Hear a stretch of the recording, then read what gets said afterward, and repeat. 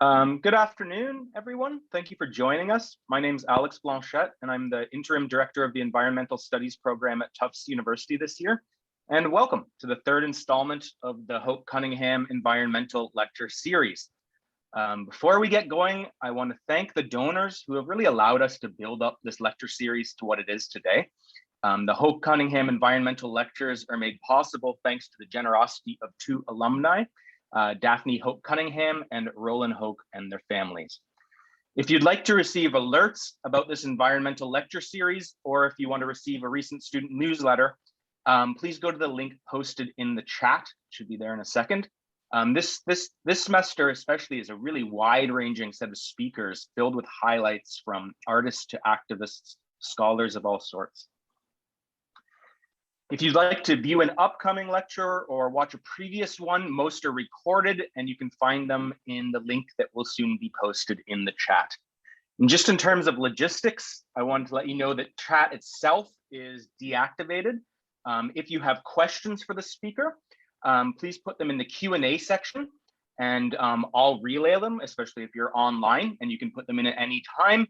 Alternatively, if you are in the in-person format at Tufts, please raise your hand after the talk and we will call on you.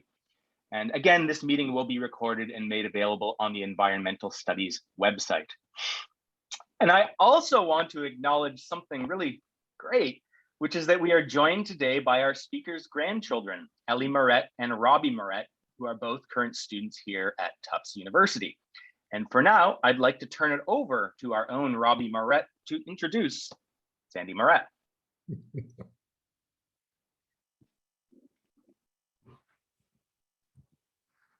Hey, Grandpa Sandy, what's going on? How are you? About to brag on you for a little bit. So Sandy Moret developed his passion for the environment from the time he spent on the water, where he became one of the most successful fly fishing anglers of his time, winning 8 of the most prestigious fly fishing tournaments for bonefish and tarpon. He has been a vocal advocate for Everglades conservation and restoration for more than 40 years, with leadership roles in organizations such as the Everglades Protection Association and Coastal Conservation Association. He took on his latest environmental challenge in 2015 as the leader of the Neverglades Coalition, where he helped unify several independent environmental organizations who joined forces to help secure the passage of SB 10, which approved critical infrastructure improvements needed to save the Florida Bay.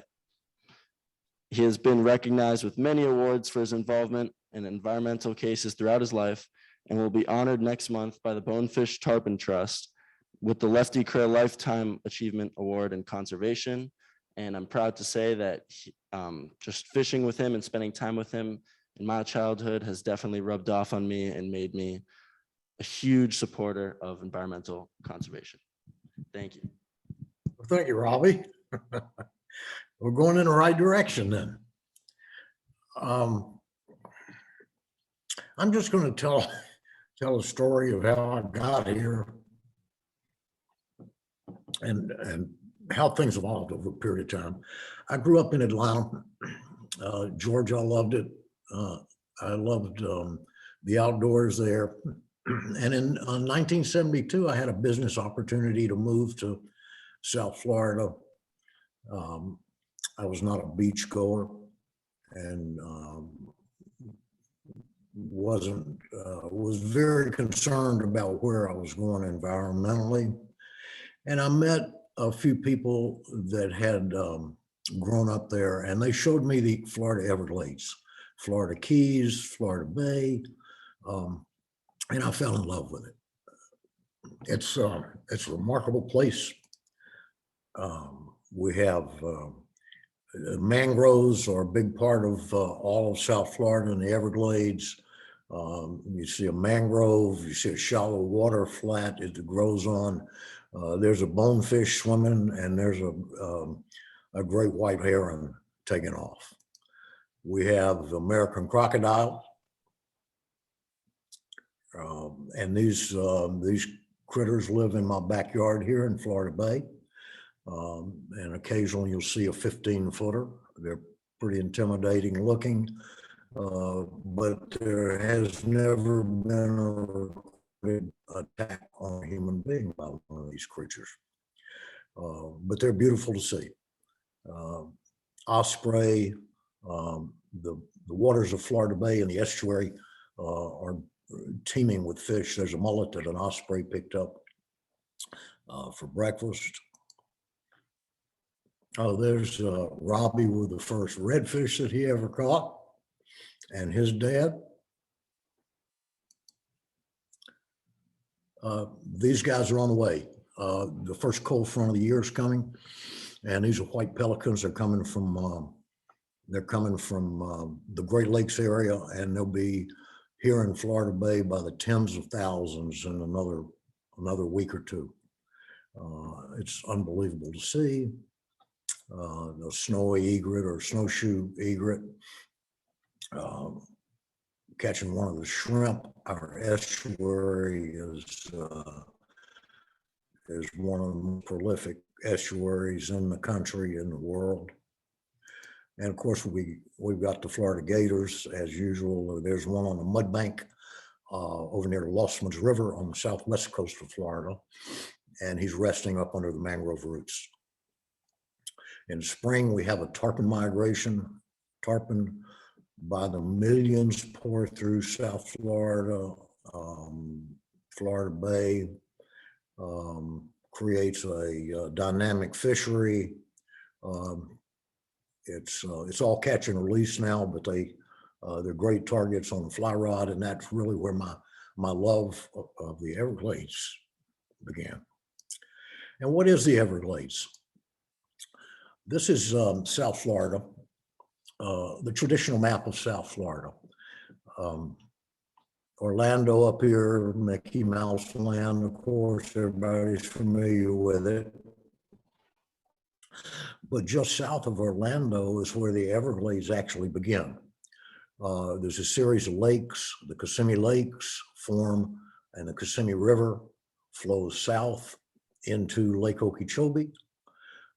Okeechobee normally and naturally would overflow during the rainy season, and the rainy season overflows would flow south across what we refer to as the River of Grass.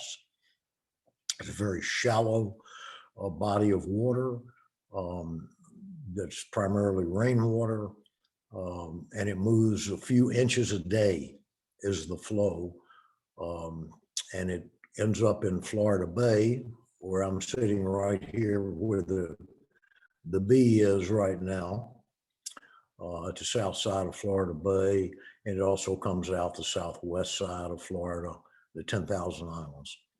And Florida is unique in that it actually is a rain machine. Of course, we have our storms during the rainy season, the tropical storms that bring the wind and the rain that has kind of wrecked Louisiana right now. And we've been fortunate they've missed us this year, but we have had a fair amount of rain.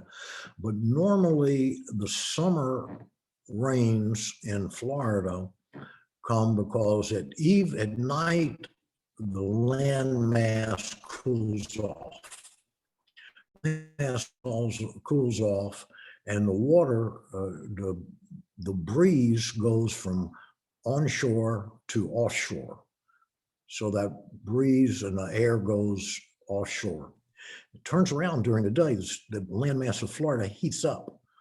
And when the landmass heats up, the air starts to rise, and it sucks in the humid air from the Gulf and the Atlantic Ocean.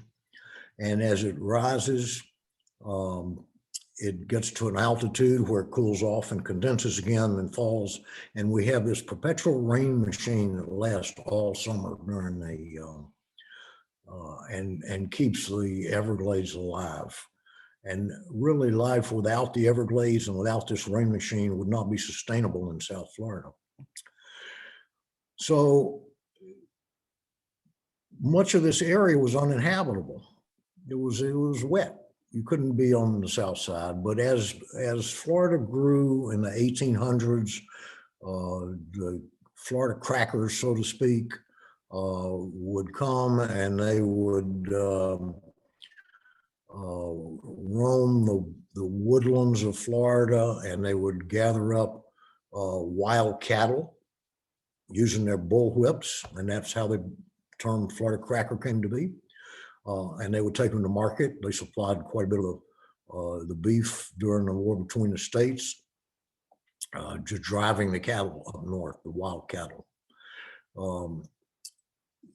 These areas were wild. There was no way to get anywhere.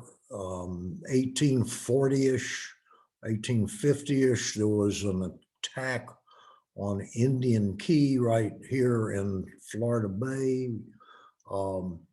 And several people were killed, and the U.S. Army at the time chased this Indian group around the Cape Sable and made first overland passage through the center of Florida in 1850 in canoes, and that they poled and dragged across the Everglades.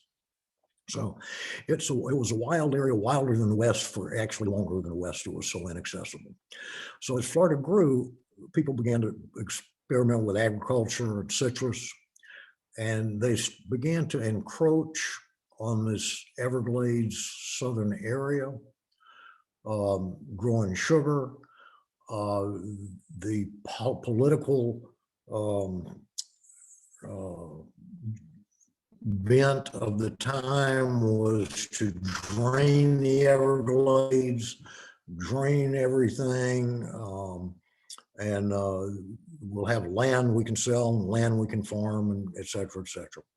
And they started trying to drain the Everglades way back in the 1800s. Actually, they became pretty successful with it, which is what part of our problem has been. So in 1928, there was a horrible hurricane. Over 2,000 people were killed on the south as Lake Okeechobee overflowed. And the mentality of the time was, okay, let's build a dam around it. We'll conquer Mother Nature and stop this silliness. So they built a dam around Lake Okeechobee. They built a road across the Everglades called Alligator Alley. They built another road across the Everglades down here called the Tamiami Trail. And in essence, they clogged up the river of grass. They clogged up this estuary, which normally should flow all the way to Florida Bay, and they put blockers in it. They stopped it. They stopped it.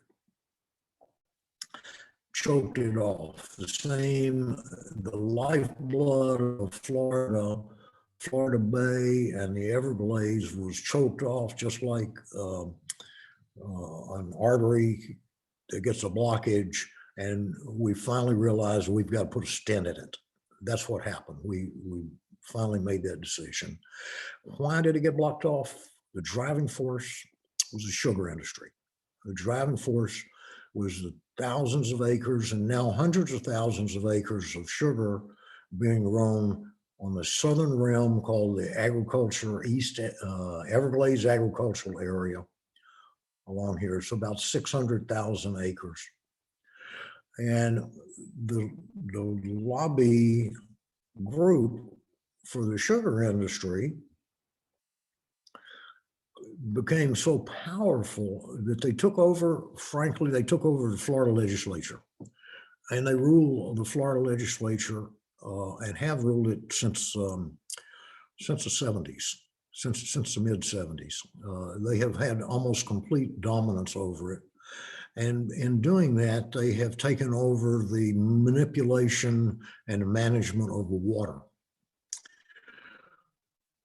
And their only concern is that they have enough water when they need it. And if they have too much water, they don't want it and they want to get rid of it. So if they didn't have enough water, they would take it out of the lake. If they had too much water, they would either back pump it back into the lake after being used in agriculturally and been filled with phosphates and nitrates, And if they had too much water, the lake got too much water, they would dump it out to Caloosahatchee River and out to St. Lucie River. Well, the St. Lucie River, according to Mother Nature, doesn't want fresh water. And it certainly doesn't want polluted fresh water. And the Caloosahatchee River wants a little bit of fresh water if it's not polluted. And Florida Bay wants all the water we can take if it's not polluted.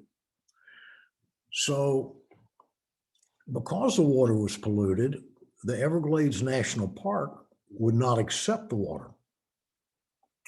So they couldn't send it south.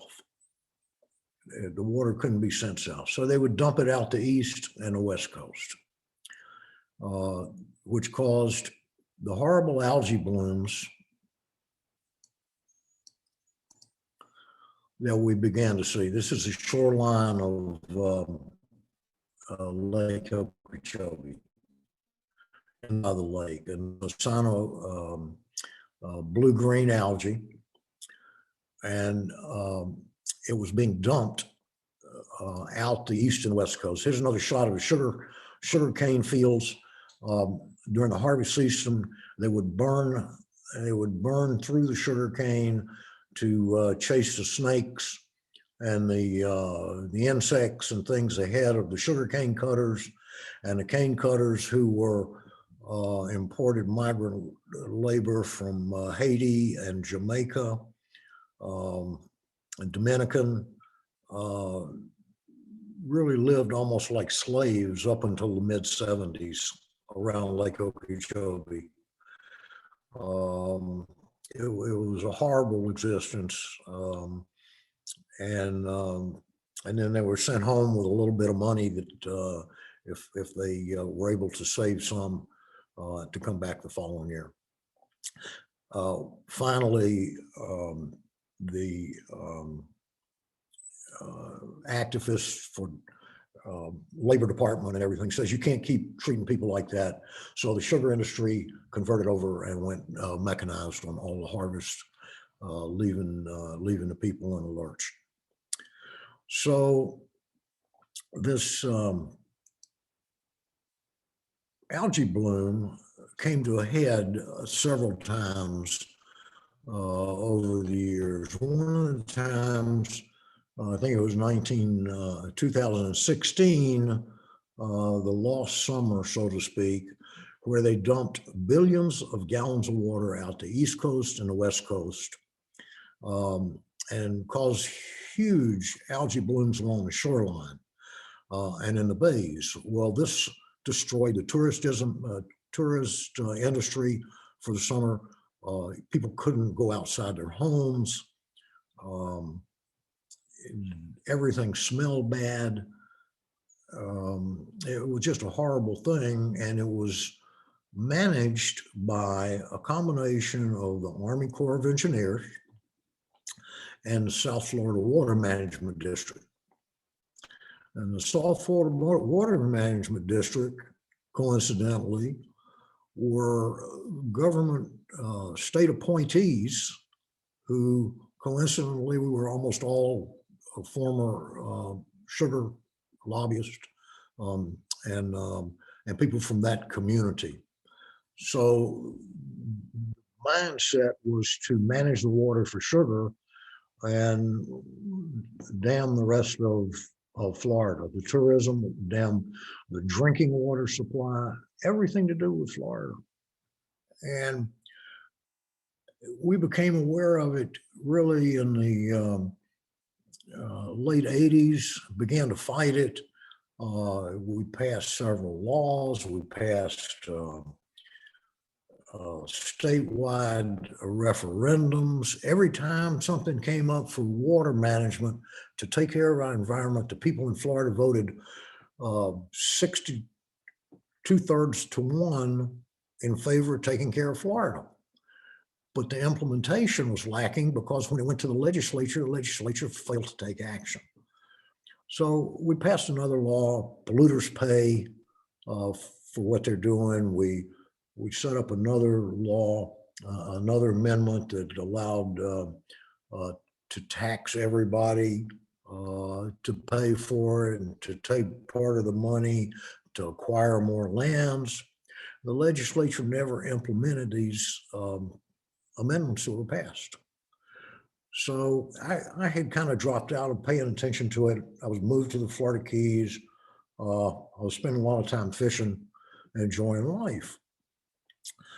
And a buddy of mine up around Titusville, he called, he said, there's a water management district meeting in Homestead. You need to go to it. So I went to the meeting, and the meeting held by the water management district was explaining why we were having this algae bloom and shortage of fresh water. And I said, this is the same meeting I was in 20 years ago. Same excuses, the only thing different, we were using PowerPoint instead of slides. And it was orchestrated by the sugar industry. So I was pissed. I went back to home, and I got on the phone and started talking to people with Florida Bay Forever was an organization, my company, Florida Keys Outfitters, a big tournament, fishing tournament, the Herman Lucerne tournament, the International Game Fish Association, Patagonia. Yvonne Chenard has been a great supporter. The Everglades Trust, the Everglades Foundation, and two new organizations were on the horizon, Bull Sugar, which was a knockoff on the Big Sugar, and Captains for Clean Waters. And what we did, we sat down and we put together a declaration. We said, the science supports this. We know what needs to be done. We want your support. We raised over 80,000 signatures. We put together 600 businesses and organizations. We had the entire fishing industry. It's never been done before. And we raised such a stink about it. We said, this is what you've got to do. What you've got to do, if you've got to store some water, to our legislature, we said, store some water up north of the lake. You've got to build a storage reservoir south of the lake. And you've got to quit dumping the water out to St. Lucie, the St. Lucie River, and the Caloosahatchee River. And you've got to clean it up and send it to Florida Bay. You got to put a stent in this aorta that has been blocked. And that's as simple as it is. It was very simple what needed to be done. All the science supported, but we're in a fight over the water and who controls the water. And this is going to become a bigger issue throughout the country. It's already happening in California. It's already happening in the West. It's happening in Georgia's fighting with Florida for the Apalachicola area and the oyster beds coming from freshwater coming down the Chattahoochee River. So this is going to become a big problem throughout the next few decades. But we got this started. We passed Senate Bill 10, SB 10, which said we're going to build a 6,500 acre reservoir. It should have been 15,000 as it was plotting through the legislature. The sugar industry lobbyists, and there were more lobbyists from the sugar industry in Tallahassee than there were legislators. If you can believe that ratio, there were more lobbyists than legislators. And they slowed it down. We went from 13,000 to 6,500 acres. So now we had to build it 20 feet high, so it'll be somewhat of an eyesore in the Everglades. And people don't realize, but 1 or 2 feet of elevation in the Everglades is a lot of difference, a big difference. So we passed it through. There was a legislator from the lower Keys, the Florida Keys area, that actually was chairman of the committee, but didn't take any aggressive action about making the reservoir bigger. So anyway, we're actually, the legislation passed. We're building this reservoir now. We're punching a hole in the bottom of the lake. The levee is weak because it was built in the 30s and the 40s. And the Corps is now, they're still concerned that the levee's going to break if too much water's in it. And they're working right now on a management plan for the water for the next 10 years. And all our environmental groups have been very active to make sure that this is not managed as a private irrigation system for a subsidized business that really doesn't belong in the Florida area. And we don't need to be paying, each of us doesn't need to be paying to subsidize that organization. And we think about sugar, they were one of the first groups to use misinformation. They came right along and using some of the same lawyers and law firms that the tobacco industry used to explain that smoking cigarettes was not harmful. They've used the same people to explain that sugar was not harmful in your diet. And they maintain a federally subsidized, can't lose money deal. They can't lose money. So, and we were all paying for it. And when we think of sugar, we think about putting sugar in a cup of coffee or in a glass of tea, but you don't often think about every can of peas and every can of carrots and every loaf of bread, and everything you pick up has sugar in it. And they're reaping those benefits with no social return to the environment in this area. So we have had to just become aggressive and forceful with it and try to change the politics of this whole business and whole way of water management. We're having success. We're having success. The bridge across, the road across South Florida, boom, we just knocked out, raised 5 or 10 miles of it. This has cost billions of dollars, $1 billion to raise a road through the Everglades. But that will allow the water to flow through here. This part of Florida Bay, what happens if we don't get enough water, that area is very shallow. Some of those areas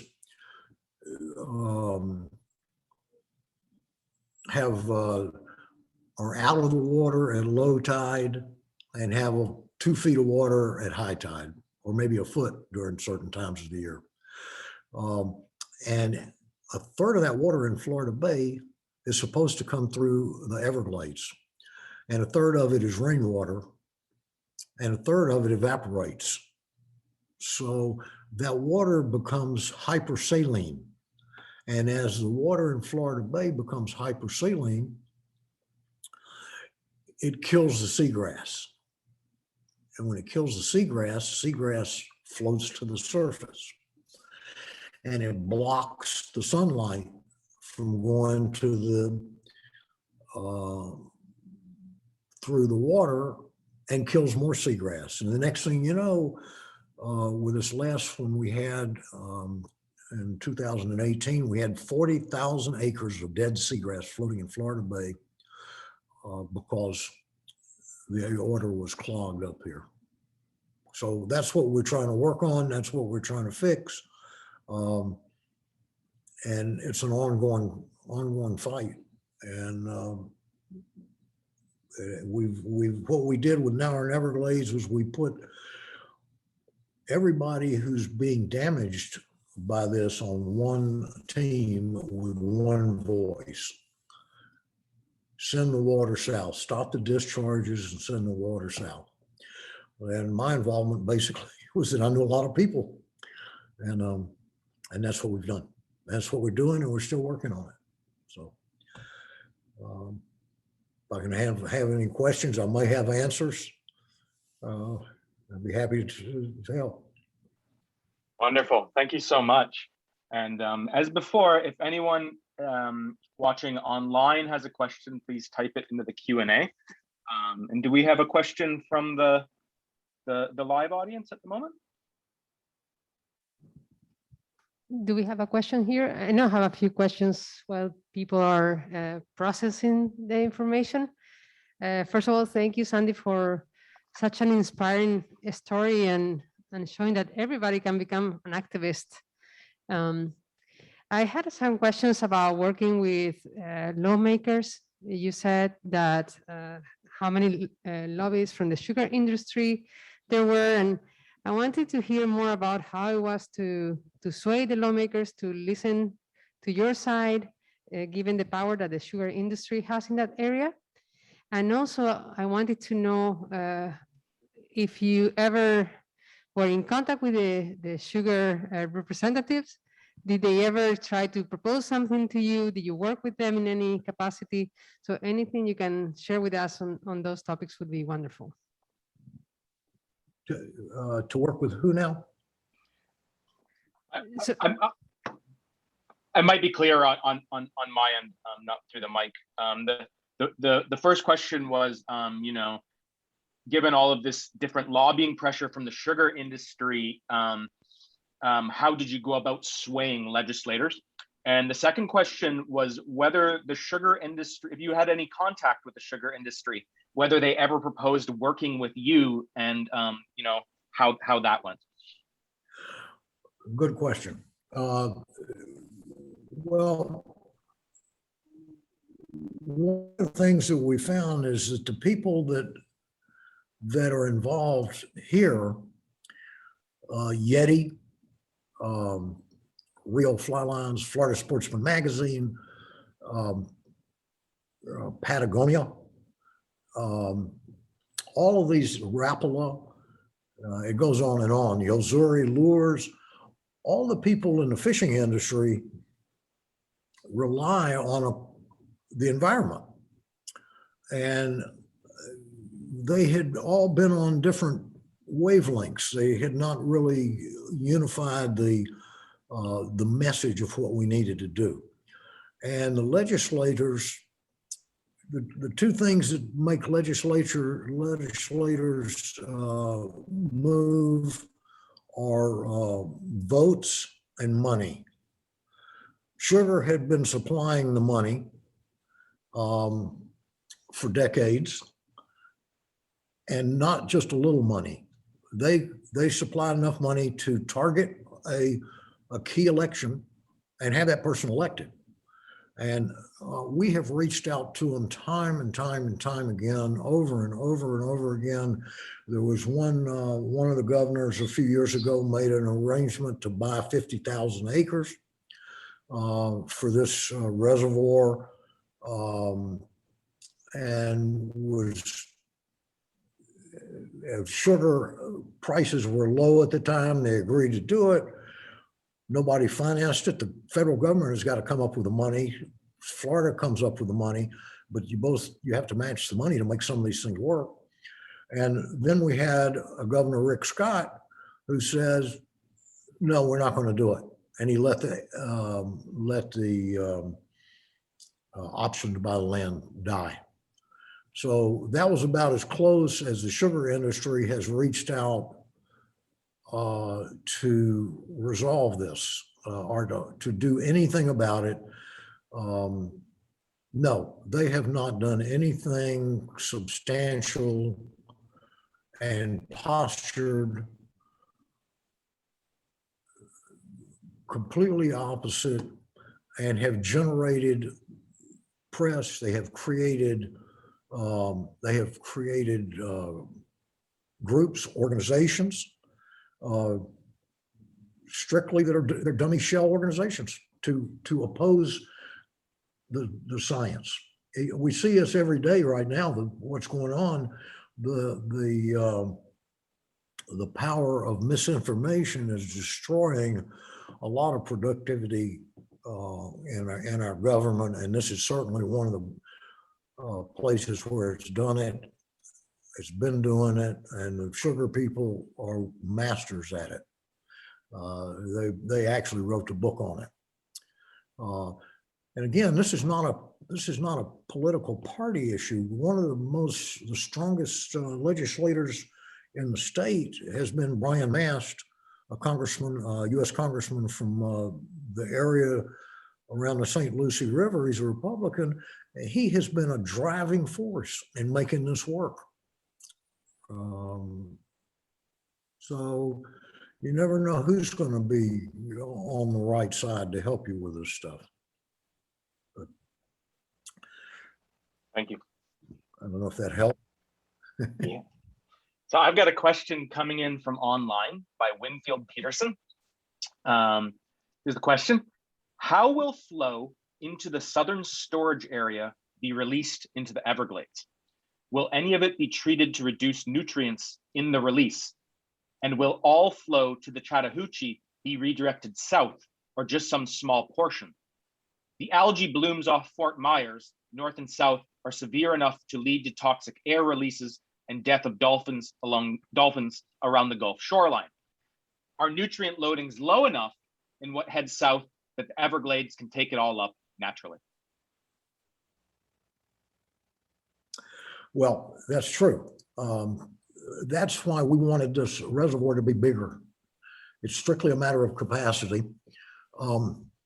There's no plumbing right now to move the water south. We can move it into water management areas right here. There's dams and levees all through this area, and you can manipulate it to some degree. But you can't just open a hole here, bring it through this reservoir and let it keep going. So we bring it into the reservoir, and then you let it trickle into these massive marshes, and the vegetation in the marshes take the bad nutrients out of it. The periphyton is throughout the whole Everglades, and it leaches the nutrients, and it has to be below 10 parts per billion, I think, or something astronomical number, before the Everglades National Park, this is a park boundary, will accept the water, or before the Miccosukee tribe will accept the water. The Miccosukee tribe sued the state of Florida because they were letting bad water come by. So if we can take the water here into the reservoir to reduce the pressure on the dam, which is being rebuilt, the dam is being rebuilt to hold more water. But if we can do that, then we can reduce the flow out to Caloosahatchee. And the same thing out, we can almost stop it out the St. Lucie River, where it never should have gone anyway. So that's the plan. But they're also planning water storage treatment areas north of the lake. And there's some in this area as well, where they'll take a farm will take 10,000 acres and say, okay, we'll store water here. And the state will pay them X dollars. And just by storing it, it leaches the nutrients out of it and allows you to do it. What has been so damaging is the volume of water that flushes out these northern estuaries. They push it out all at one time, and even if it were clean, the onslaught of that much fresh water into an estuary would probably do a lot of damage as well. So this area, Fort Myers and those areas, all those algae bloom kills are because of this, because of being dumped out of Okeechobee. So if we can reduce the dumping it out through the Everglades, I mean, through the Caloosahatchee, and send it south through these treatment areas, we can take all the water they'll give us in Florida Bay.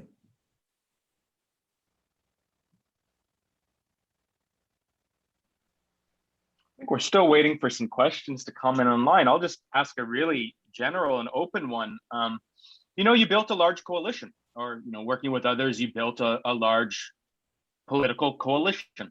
And, you noted that you had a point of unification. These were industries like fishing that were being damaged by this. But I'd be curious just to hear more about how you started building that coalition, like the nuts and bolts of how you started trying to bring people together to work towards this campaign. Well, that really, the guys from up around St. Lucie, who had started this organization called Bull Sugar, was a play on, like I say, Big Sugar and Bull. I knew some of those guys, and I talked to them, and then I met the two guys from the West Coast who had started Captains for Clean Waters. They knew what the problem was, and I called a meeting in Islamorada in the Keys, and we put all three areas of the state agreed that this is our problem. This is what the scientific solution is. This is our problem.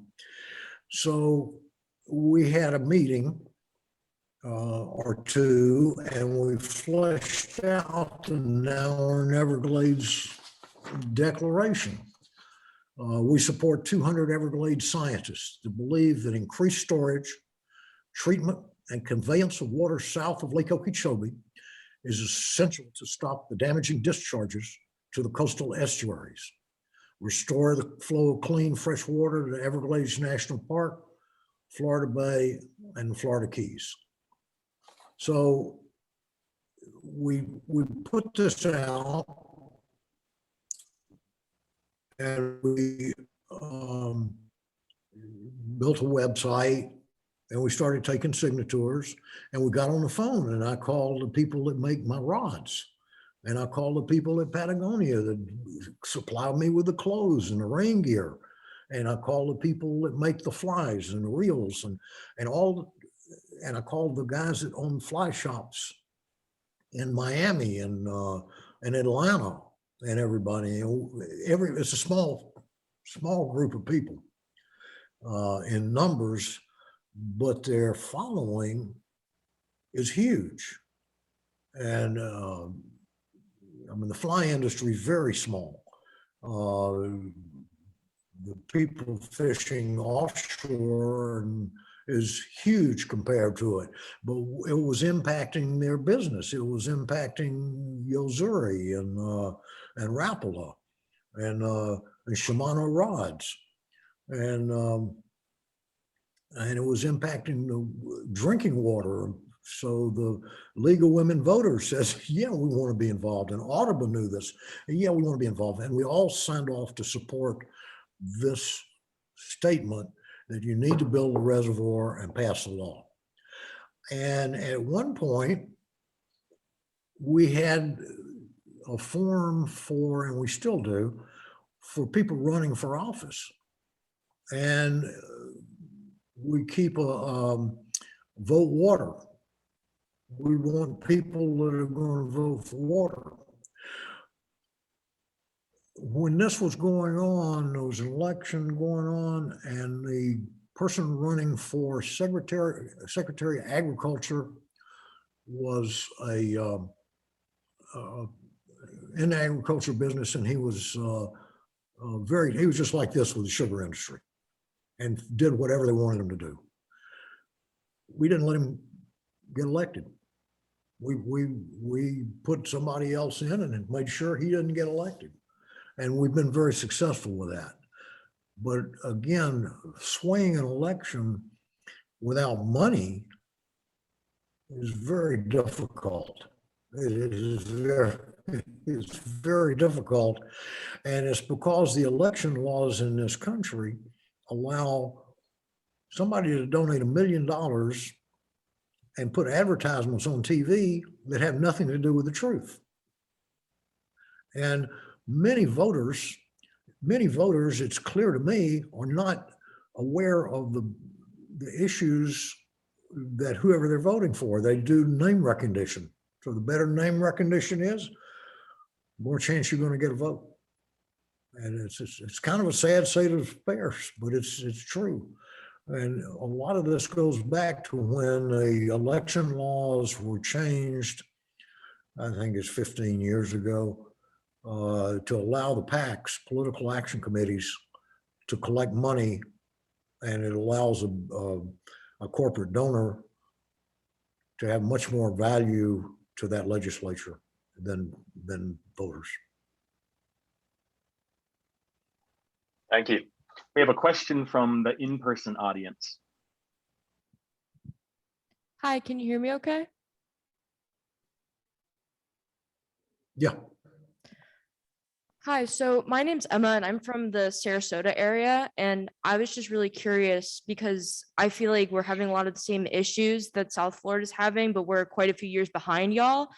And I'm just really curious to hear how you got the community behind it, because same thing with science denial, despite the fact that we have washed up dead marine life all the time. And I mean, same situation, but we're just really far behind, and it's just really frustrating to have grown up with basically no progress. Well, that's true. And, I don't know that we would have gotten where we did if we had not had a disaster. Frankly, if we had not had the rains that fell on Okeechobee and threatened the dam, causing the Corps of Engineers to open the spillways and dump the water and cause these algae blooms, I don't know that we could have made the progress we did. So I guess sometimes a disaster can be turned around, and that's what we did here. The algae blooms, destruction of businesses. Somebody who owns a home on the water and they go out in the backyard and they can't stay there because it smells bad. And their dog goes in the water and their dog dies. People get upset about that. And I know that the issues up in the area you are also horrible. We have beautiful springs in Florida. I think you have springs up that way. Homosassa, Crystal River, places like that. They have no water anymore. The water's been sucked out of them by development and golf courses. And there's got to be a line drawn somewhere. Florida has 22 million people in it now. But it wasn't built to handle that many people. We're draining it dry. And you can identify one issue there, and maybe find a group of people that have been impacted by it, and have them sit on it, go to work on it. But it's a very, very big problem. Development. They were getting ready to build a road up through the center of the wildest part of Florida, which we put a stop on, fortunately. It was a home of panther and bears and deer and everything else. And we're going to put a road through it. And so if you put an expressway through somewhere, the next thing you have an interchange. The next thing you have a filling station. The next thing you have a subdivision and a planned community. So it's a tough situation. Like I say, Florida's got over 20 million people. So there's no heritage, there's no knowledge of how the ecosystem works. We've tried to get that information out as best we can. But people are so new to Florida, and as long as the sun's shining and it's warm, it seems like it's nice out. But it's not. We've got a real bad problem here. The legislatures in the northern area not long ago gave Nestle the right to pull millions of gallons of water out of these pristine springs, which are big tourist attractions in the area. They're draining the springs to put it in a bottle and sell it to you in a plastic bottle. So it's an overall battle. I don't know the answer. I don't have the answer. And if had it not been for the disaster, the algae blooms called, I don't know that we would have made the progress we did as quickly as we did.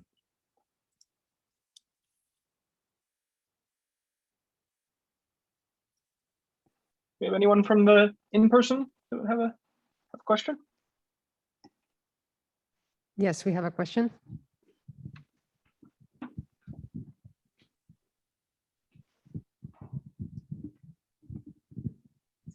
Okay. Thank you again for coming to speak to us. I just had a question. You mentioned how with Rick Scott, it was difficult for progress because it seemed that he wanted everything to do with U.S. Sugars, U.S. Sugars being in South Florida and occupying South Florida to produce sugar. Have you seen any changes in this and the increase in activism since Ron DeSantis has been the governor of Florida, or has it been more of the same? Well, Rick Scott, his policy was we're open for business, and he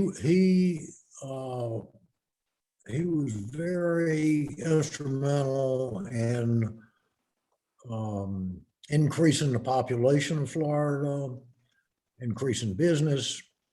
He dismantled the Department of Environmental Regulation. Environmental regulation was getting, I'm pulling this out of the air, 3,000 or 4,000 complaints a year. And they were addressing maybe 1,000 of them. And under Rick Scott, they ended up addressing 5 or 6. I'm not talking about 500 or 600. I'm talking about 5 or 6. They lost the director of the DEP and they never replaced him. So nothing was being done to enforce our environmental issues or regulations.